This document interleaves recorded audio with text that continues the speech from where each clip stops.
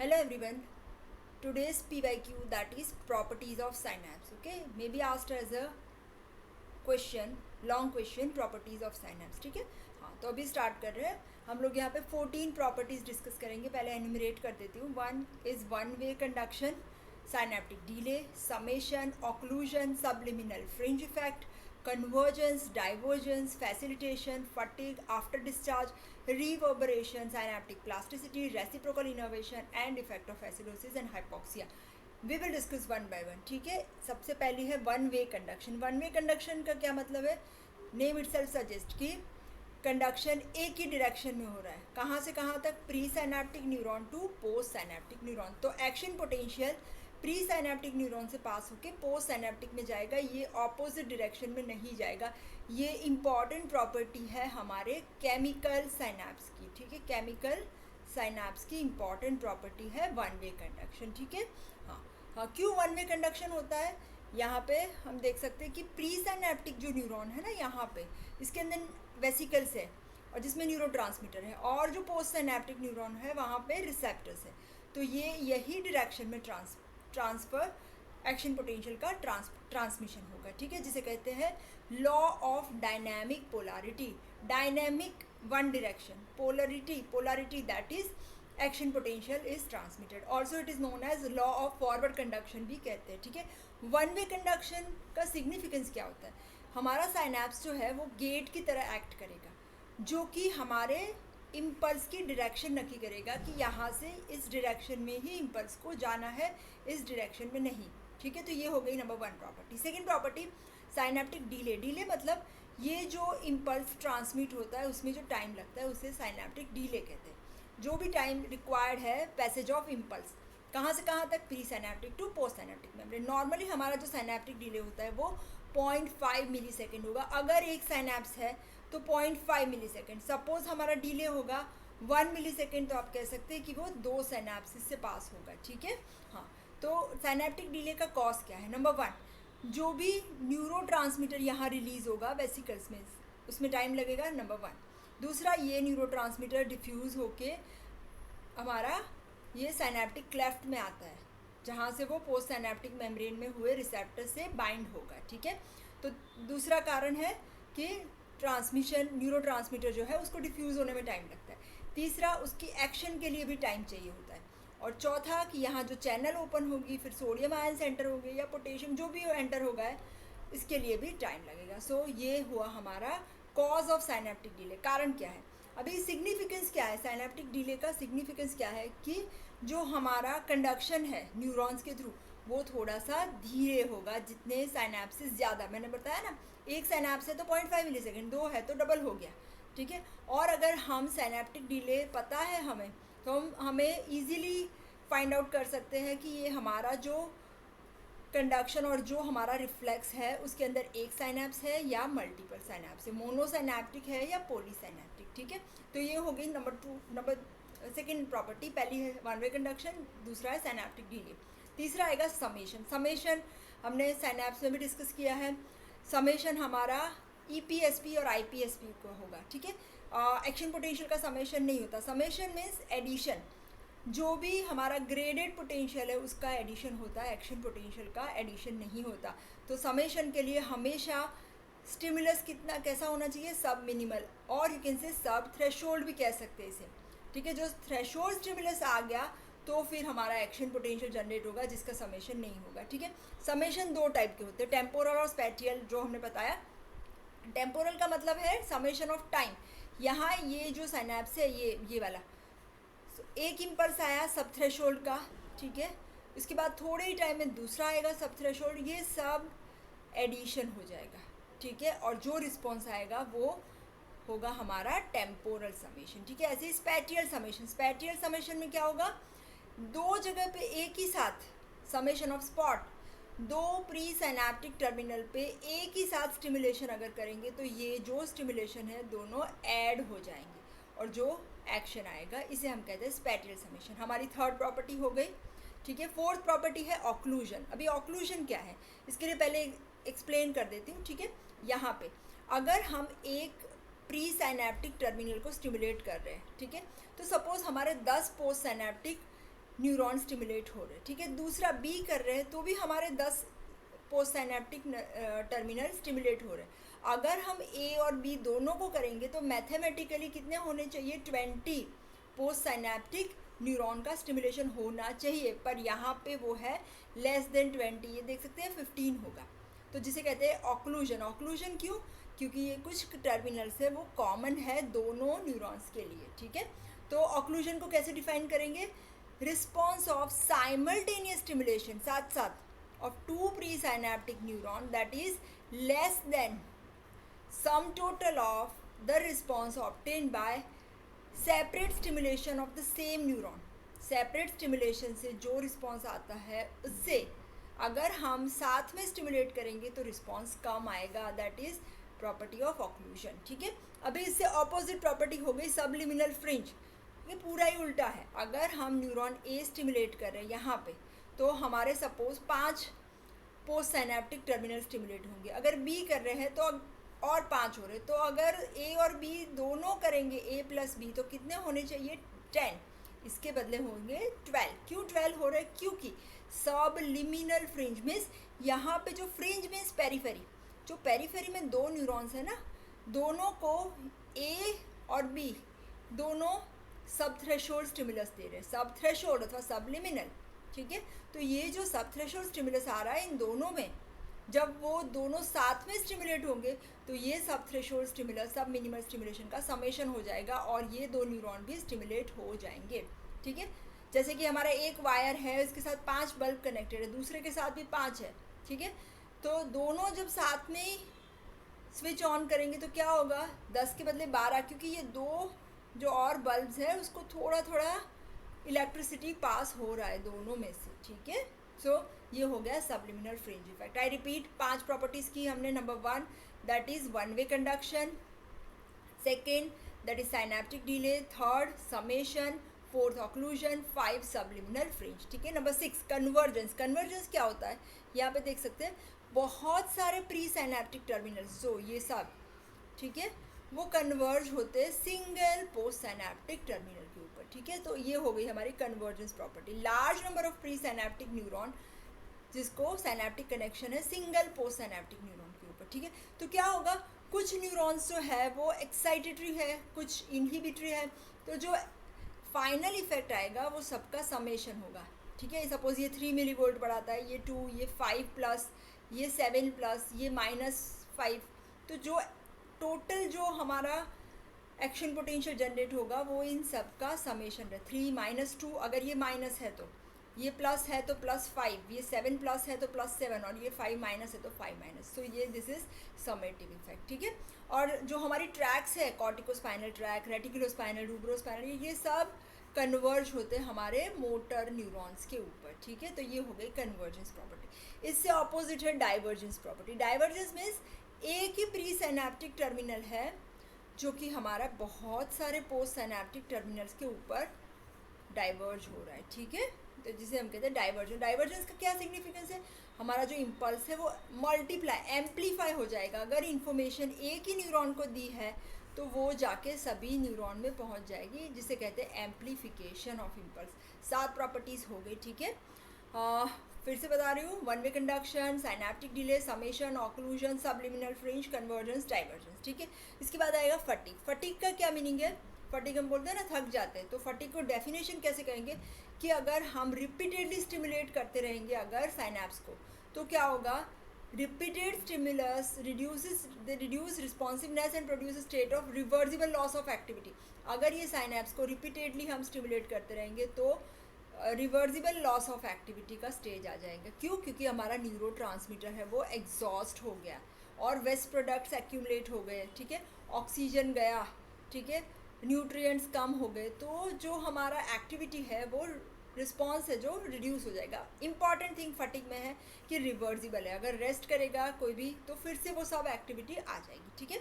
तो फटीग का जेनेसिस क्यों है, क्या कॉज है, मैकेनिज्म, तो एक तो न्यूरोट्रांसमीटर एग्जॉस्ट हो गया, कैल्शियम चैनल्स इनएक्टिवेट हो गए तो न्यूरोट्रांसमीटर रिलीज ही नहीं होगा, वेस्ट प्रोडक्ट्स एक्यूमुलेट हो रहे हैं, ठीक है।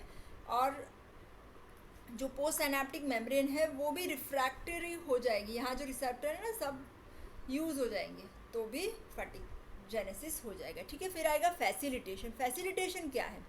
अगर हम प्री साइनेप्टिक न्यूरॉन, ये वाला, हाँ ये वाला, ये प्री साइनेप्टिक न्यूरॉन अगर हम स्टिमुलेट कर रहे हैं सेवरल कंजिक्यूटिव स्टिमुलाई, एक के बाद एक के बाद एक, तो हर स्टिमुलस हमारा जो पोस्ट साइनेप्टिक जो पोटेंशियल दे रहा है वो ज़्यादा देगा, ठीक है। तो फैसिलिटेशन क्यों है? क्योंकि ज़्यादा नंबर ऑफ कैल्शियम चैनल यहाँ ओपन हो जाएंगे। अगर रिपीटेडली यहाँ पे एक्शन पोटेंशियल आएगा तो हमारा जो न्यूरोट्रांसमीटर रिलीज होगा वो ज़्यादा होगा, ठीक है।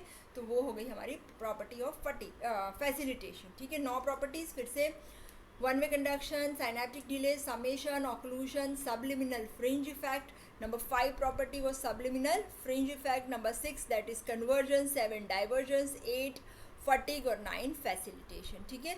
Number 10 property after discharge. After discharge means अगर हम एक ही स्टिमुलस देते हैं तो भी वो सस्टेन कंटिन्यूस डिस्चार्ज रहेगा। क्यों? क्योंकि ये जो प्री साइनेप्टिक न्यूरॉन है वो मल्टीपल पोस्ट साइनेप्टिक न्यूरॉन के साथ कनेक्टेड है, तो इन्फॉर्मेशन एक ही बार गई है पर वो एम्पलीफाई होती ही जाएगी, ठीक है। यहाँ पे तो इनपुट अगर 1 मिलीसेकेंड का है फिर भी आउटपुट रहेगा सेवरल मिलीसेकेंड्स, ठीक है।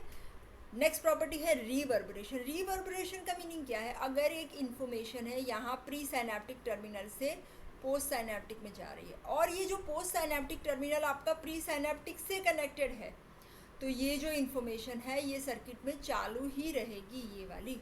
सो impulse passage from pre synaptic to post synaptic and again back to pre synaptic. इससे क्या होगा? कंटिन्यूसली आपका प्री साइनेप्टिक न्यूरॉन स्टिमुलेट होता ही रहेगा, ठीक है। और ये कब तक चलेगा? जब तक कि फटिग डेवलप नहीं हो जाए।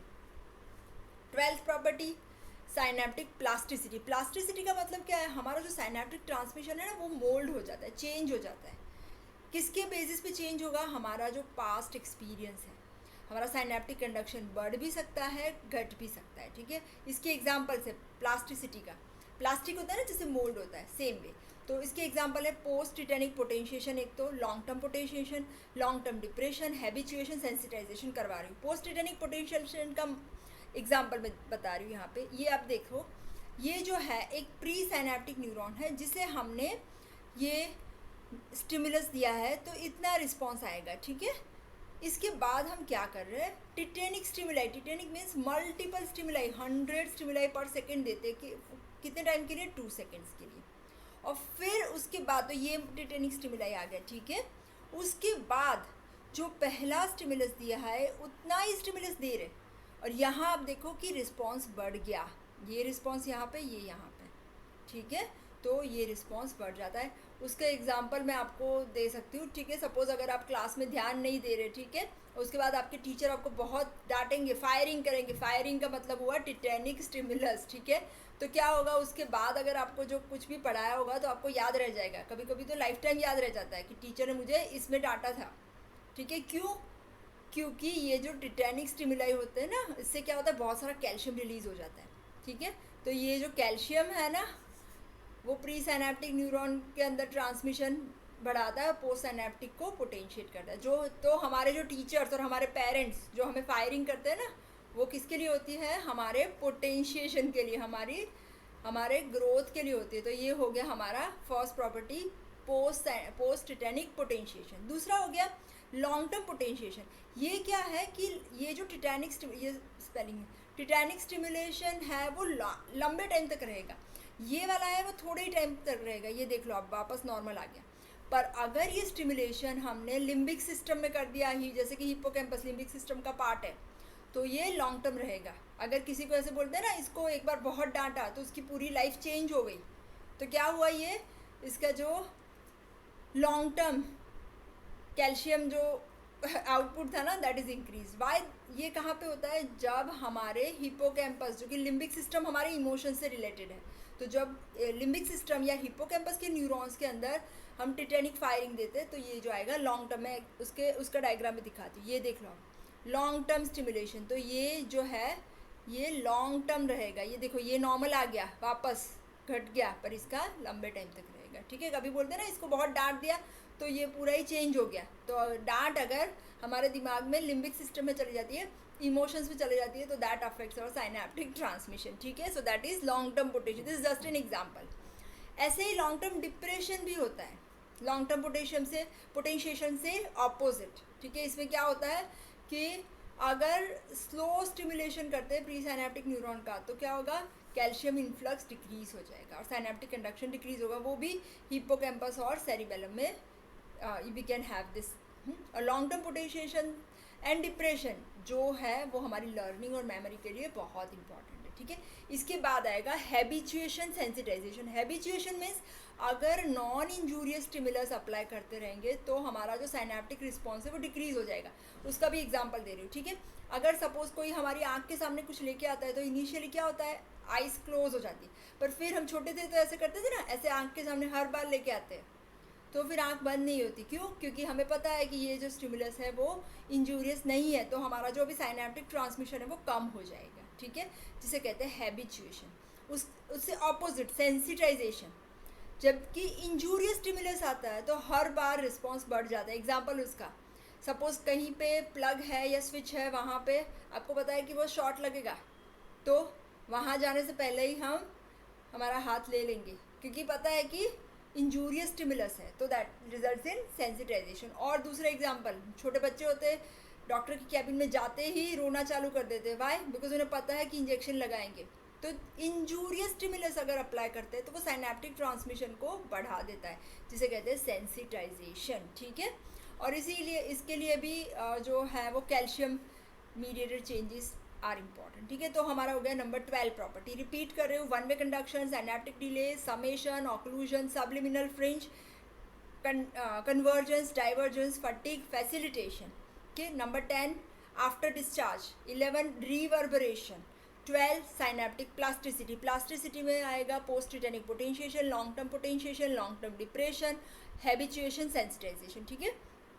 उसके बाद आ रहा है रेसिप्रोकल इनिबिशन। रेसिप्रोकल इनिबिशन का एग्जाम्पल एक दे रही हूँ। सपोज हमें कुछ कहीं से हम अपना हाथ ले रहे, गर्म चीज़ पे अपना हाथ छू लिया, तो हम क्या करते हैं, उसको फ्लैक्शन करते हैं। तो जब भी हम फ्लैक्शन करते हैं तो ये जो मसल्स है ना, फ्लैक्शर ग्रुप ऑफ मसल्स जो स्टिमुलेट होते हैं, एक आफ्रंट आएगा जो हमारे फ्लैक्शर को स्टिमुलेट कर रहा है, ठीक है। पर वही सेम आफ्रंट हमारा क्या करेगा, एक्सटेंसर को इनहिबिट करेगा, तो ही फ्लैक्शन होगा ना। तो इसे हम कहते हैं रेसिप्रोकल इनहिबिशन, कि एक ही सिग्नल है जो फ्लैक्शर को स्टिमुलेट कर रहा है बट वो जाके एक्सटेंसर को इनहिबिट कर रहा है, हमारा एक ही। तो यहाँ पे जो साइनैप्स है दोनों जगह पे अलग अलग न्यूरोट्रांसमीटर रिलीज हो रहे हैं, ठीक है। तो रेसिप्रोकल इनहिबिशन, तो आफ्रंट सिग्नल जो है वो एक में एक्साइटेटरी न्यूरॉन के ग्रुप को, दूसरे यहाँ पे क्या करेगा, यहाँ इनहिबिट नहीं करेगा, यहाँ वो हमारे रेंशो सेल्स जो कि इनहिबिटरी है उसको स्टिमुलेट करेगा। तो रेंशो सेल क्या करेगा, एक्सटेंसर्स को इनहिबिट करेगा, ठीक है। तो इनहिबिटरी इंटरन्यूरॉन्स को स्टिमुलेट कर रहा है, ठीक है। तो हो गया number 13 property. 14 property, effect of hypoxia and acidosis. तो पहले बात करते हैं हम पीएच की। नॉर्मल पीएच क्या होती है, कितनी होती है हमारी ब्लड की, 7.4 प्लस और minus point 2, 7.02, 7.38 to 7.42, this is normal range, try to remember, ठीक है। तो अगर हमारी पीएच, ये पीएच का इंपॉर्टेंस क्या है कि हमारी न्यूरोनल एक्साइटेबिलिटी के लिए पीएच नॉर्मल पीएच चाहिए। अगर पीएच बढ़ गई, अल्कलोसिस हो गया, तो जो न्यूरोनल एक्साइटेबिलिटी है वो बढ़ जाती है, जिससे कि सीजर्स आते हैं, खींच आती है, जैसे आप बोलते हैं ना एपिलेप्सी और एपिलेप्टिक सीजर्स, ठीक है। और अगर पीएच कम हो जाती है, जिसे कहते हैं एसिडोसिस, तो न्यूरोनल एक्टिविटी कम हो जाएगी। और जैसे कि डायबिटीज़ में डायबिटिक एसिडोसिस, और एसिडोसिस में कोमा में चले जाते हैं पेशेंट, ठीक है। तो ये हो गई इफेक्ट ऑफ एसिडोसिस। दूसरा है hypoxia. Hypoxia that is also important factor जो साइनेप्टिक ट्रांसमिशन के लिए चाहिए। हमारे जो ब्रेन के न्यूरॉन को ब्लड और ऑक्सीजन चाहिए, अगर ब्लड और ऑक्सीजन 3 to 7 सेकेंड तक भी बंद हो गया, कम हो गया, तो अनकॉन्शियसनेस हो जाएगा, न्यूरोनल एक्टिविटी, साइनेप्टिक ट्रांसमिशन भी कम हो जाएगा। थोड़ा अप्लाइड एस्पेक्ट है, सर्टेन ड्रग्स का इफेक्ट साइनेप्टिक ट्रांसमिशन में। हम बताते हैं ना, कॉफ़ी पी लो तो अच्छे से याद रहेगा। क्यों? जो कॉफ़ी है, ऐसे फिर थियोफाइलिन दूसरा ड्रग है, थियोब्रोमाइड है, कॉफ़ी, टी, कोका में सब होता है। वो क्या करेगा, हमारा जो साइनैप्स है ना, उसका एक्साइटेशन की थ्रेशोल्ड कम कर देगा, तो जल्दी से एक्साइट होगा न्यूरॉन्स और साइनैप्सिस, तो एक्साइटेबिलिटी बढ़ाएगा, ठीक है। तो हमारा रिस्पॉन्स जल्दी आएगा। दूसरा है स्ट्रिक्निन ड्रग, ये इनहिबिट करेगा इनहिबिटरी न्यूरोट्रांसमीटर को, तो क्या होगा, अगेन एक्साइटेबिलिटी बढ़ेगी। एनेस्थेटिक ड्रग, इसका उल्टा इफेक्ट है, न्यूरोनल जो मेम्ब्रेन की थ्रेशोल्ड ये डिक्रीज कर रहा है, ये बढ़ा रहा है, तो जो न्यूरोनल एक्साइटेबिलिटी है कम हो जाएगी अगर एनेस्थेटिक ड्रग्स दे रहे हैं। और एनेस्थेटिक ड्रग्स है ना, वो लिपिड सॉल्युबल होते हैं, तो वो physical characteristic of neuronal membrane भी चेंज कर देते हैं, ठीक है। तो न्यूरोनल जो मेम्ब्रेन होती है ना, वो एक्साइटेटरी जो एजेंट है ना, उससे लेस रिस्पॉन्सिव हो जाती है, ठीक है। तो ये हो गया mechanism of action of anaesthetic drug, ठीक है। तो ये है हमारी प्रॉपर्टीज़ ऑफ साइनेप्स। पूरी प्रॉपर्टीज़ मेरी नोट्स में अवेलेबल है, जो आपको सॉफ्ट कॉपी और हार्ड कॉपी दोनों में अवेलेबल है। अगर आपको सॉफ्ट कॉपी या हार्ड कॉपी चाहिए तो सबकी लिंक्स डिस्क्रिप्शन बॉक्स में है, ठीक है। Thank you. तो ये हमारा है PYQ number 5, properties of synapse, ठीक है। Okay, so this is your PYQ 5, ठीक है। Thank you. Thanks for watching. If you like my video, you can like it, you can share with all your friends, and you can subscribe my channel, and you will get more videos of CNS questions. Thank you so much.